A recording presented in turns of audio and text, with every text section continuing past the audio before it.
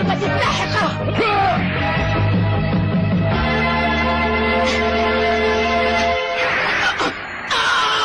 انطلق إلى المرمى وارسم قوس النصر. ها هي تسديدتي. بسام كابتن فريق الفرح يحاول ان يصد الكرة فلم يتمكن من ذلك وتجتازه. إنها رائعة. أحسنت يا ماجد. مستحيل، لن أخسر ثانية. انها تنزل مباشرة الى الزاوية اليمنى من مرمى رعد.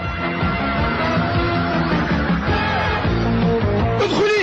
هيا ادخلي. انها تسديدة ماجد الساحقة. سأوقفها ولن أدع هذه الكرة تدخل حصني. رعد حارس مرمى الفرح يتحرك لصد هذه التسديدة. أجل الكرة تدور، دارت بشكل منحرف وارتدت عن الأرض ومن ثم اتجهت نحو الجهة المعاكسة وهدف.